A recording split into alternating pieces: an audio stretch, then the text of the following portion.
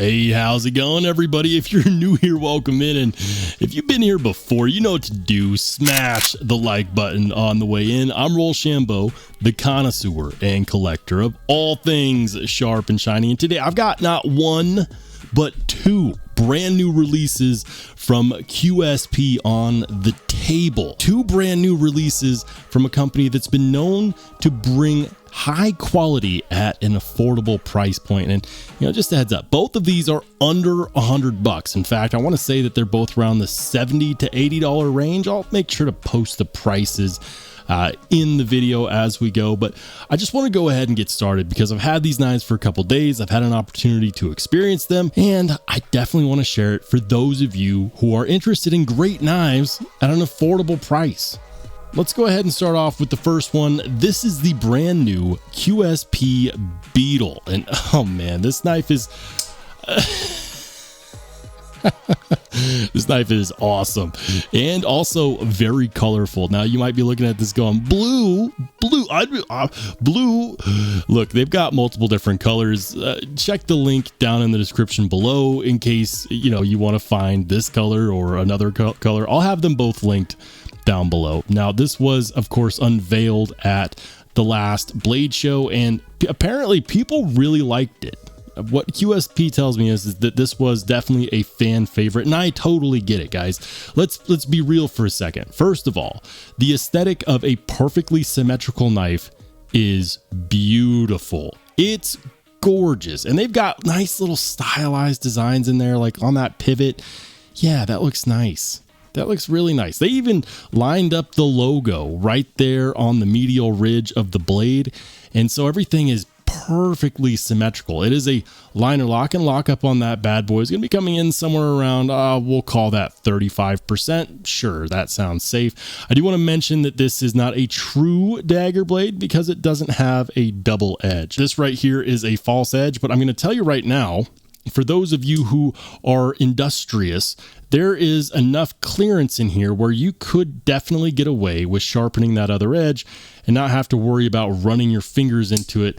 There's absolutely no reason why we couldn't actually put a secondary edge on here and be totally safe. Now, that's not easy. I know from experience when it comes to dagger style blades, getting a perfectly symmetrical edge on both sides can be difficult. So if you don't care about that, hallelujah. It just, this is a false edge. And honestly, that's perfectly fine.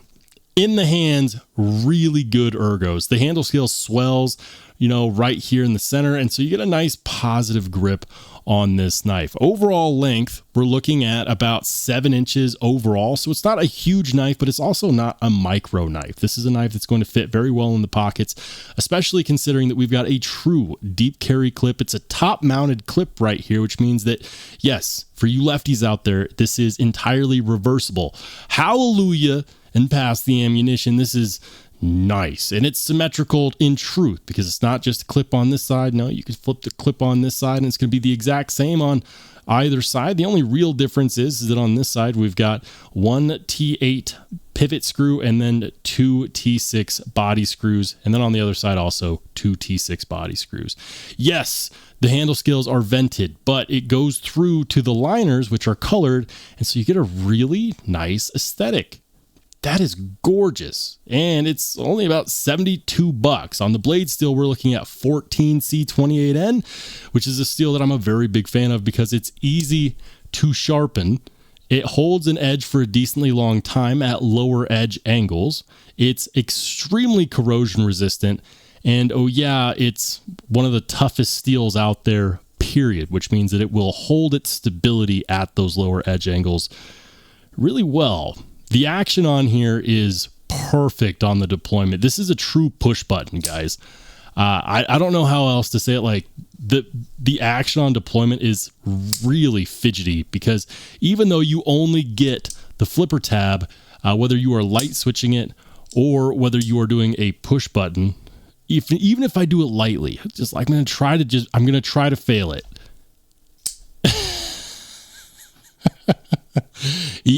It will not fail. it will always succeed. Action on the retraction is nice and smooth as well. Now you might be wondering, well, is that a Cerakote on here? Honestly, I don't think so. I do think that that's more of a paint. I don't believe that that is a Cerakote. It's too bad. I wish that it was. Cerakote holds up really well, but it's a beautiful pastel blue color, and I think that the whole knife really pops. This is a fun knife, you know. It's not meant to be super serious. You know, you're not going to go to the biker bar and pull this out and try to intimidate somebody with your black and blue knife. But you know, if you want something that looks awesome, that is probably going to cut pretty well, this could definitely be a good option. In fact, let's go ahead and do that. Let's pull out some scrap cardboard and see how she does. So here I've got a piece of scrap cardboard. This is in fact from a USPS box. Look, and it's covered in tape, so I mean, it's not ideal. You know, the tape could slow it down, it could gunk up the edge, but I mean, let's just cut it and find out. Not a problem. Not a problem at all. Now I am running out of blade here because it's lifting into this tip, and it's not super long, so that's why it's not cutting all the way through, but let's just try to hold the cut. Yeah. The edge geometry on here is definitely thin enough to be a cardboard destroyer, no problem. That is really, really good at going through cardboard. I think that for people who don't take things too seriously, who want a beautiful looking dagger style blade, just want something that's not terribly serious, at $72, I definitely think that this is a winner, and I can totally see why this would be popular at Blade Show.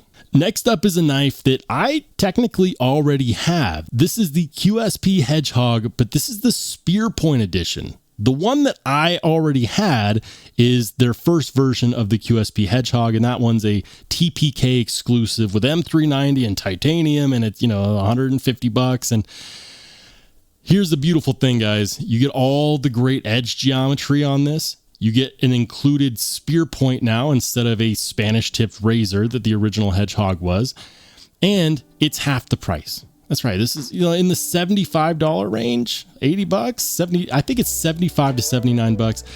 What you get is a really good slip joint, and the quality on here is awesome. Now, I'm not the biggest slip joint guy in the world, but I can tell you that when it comes to slip joints, people that love them are a big fan of the walk and talk, and the spring action on here is really nice and clicky. It feels good to deploy and to put away. One thing I will say is that these slip joints tend to have really thin edge geometry, and so you just want to be mindful and you just want to be careful and make sure that you're not putting your finger in that cutting path when it comes time to pull it out. Now, I know many people are probably clicking out being like, nope, I need a locking knife, blah, blah, I've got to, I mean, like, I baton through these cardboard boxes like you wouldn't believe. That's ridiculous. The truth is that for regular EDC tasks, a slip joint is going to do just fine. You know, cutting through cardboard, opening boxes, cutting through food, it's going to do just fine. And this is absolutely no exception to that. 14C28N, micarta, steel bolsters, single-sided captive pivot, and it's really well done, guys. This is one of those knives that is going to get the job done. You could feel good putting this in your pocket because you know that you've got a slicing machine whenever you need it.